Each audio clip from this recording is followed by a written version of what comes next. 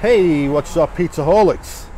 Sitting outside the wonderful patio here at Ciro's. Outside of the car for a change. It's steaming outside. Too hot to sit in the car. It's too hot to sit outside, but I didn't want to leave the car running with the AC, so we're out here at Ciro's. Got two cheesies, guys. Two cheesies. Let's go eat.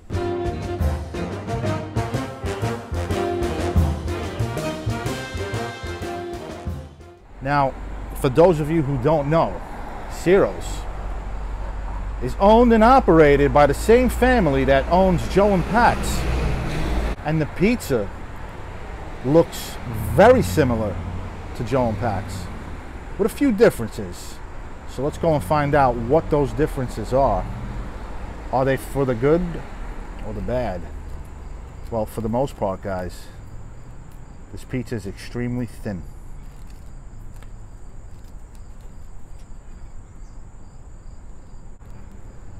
Not bad.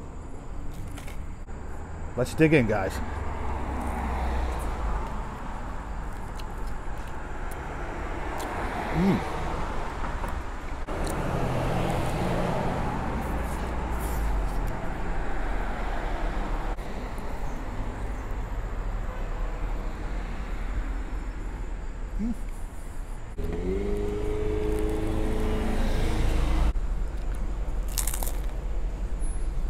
Whoa.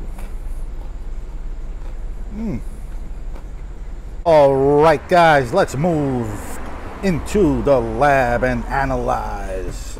All right, I'm gonna get right to the point and tell you why this pizza is not Joe and Pat's. Very similar, but very different crust. It looks very thin, just like Joe and Pat's.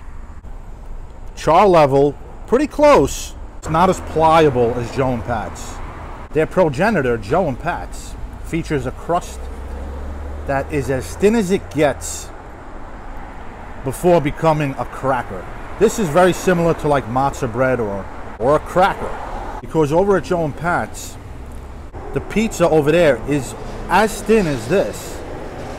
It's also a hell of a lot airier. As you take your third and fourth bites and get towards the back, it does crisp up considerably. Crunch level for the first two bites, not the same as the crunch level towards the back. Pardon the traffic noise, guys. Very high traffic street here at Huguenot Avenue. Right across the street from the train station. Lots of things going on. And this is another reason why I do my reviews in the car. But so pardon the traffic noise. Hopefully my microphone will mute all of that out. You know, I've been talking a lot about Joe and Pat's. We stopped talking about Rubirosa, because Rubirosa is also very similar to this, and the reason being is it's because it's owned by the same family as Joe and Pat's and Ciro here before us. Therefore, how does this stack up against Rubirosa? This is a lot more similar to Rubirosa than it is Joe and Pat's. You got to try all three, guys, and you'll understand why. It's a lot more similar in that it's more of a tavern style. Not as airy, very cracker-like as you can see here, guys. The cheese is splotched on, as you can see. It's put on in cubes. There aren't exactly mounds of tomato sauce on this pizza. Thin crust pizza, you know, they don't usually weigh them down with mounds of sauce like you get on a grandma pie. As you can see, guys, there is a pretty dry patch right there. Low moisture mozzarella was of the utmost quality. Look at the color of that cheese, nice and white. Good low moisture mozzarella, very good milk content, good nutty flavor, not too greasy. The sauce wasn't bad, maybe a little sour, and in my opinion, not on par with the Rubirosa and Joe and Pat's sauce. All right, guys, it's about that time. The pizza gets cold. We give it another fold. Completely came apart towards the end, completely. No flop. Still feels nice and firm, not soggy at all. This crust is firm, far from soggy. Let's see if we still get that slight crunch on the first bite.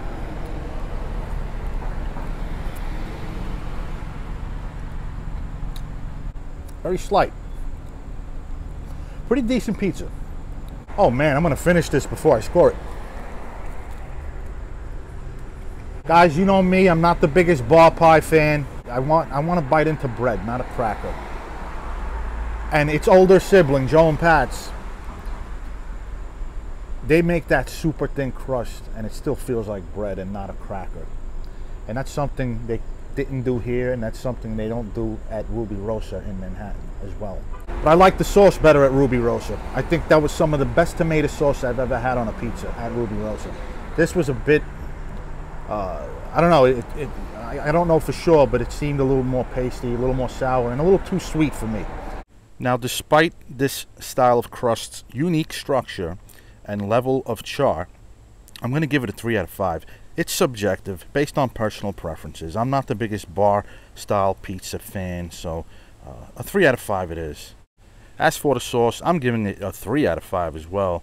Not the brightest tomatoes around, in my opinion. And my favorite thing about this pizza was the cheese.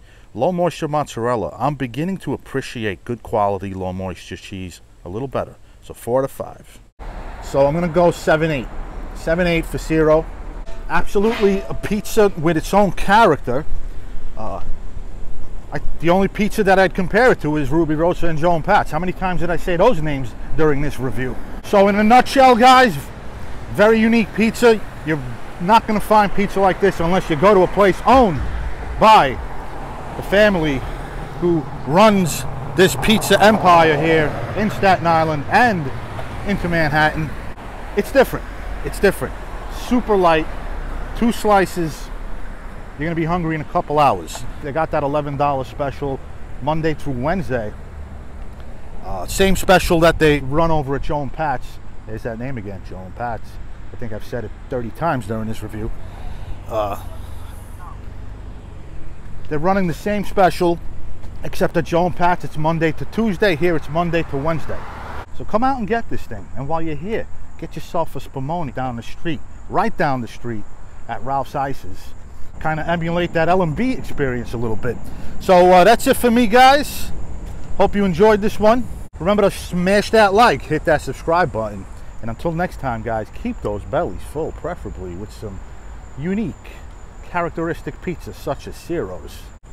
Yeah, totally recommend it. Be well, and until next time, this is Antonio signing off.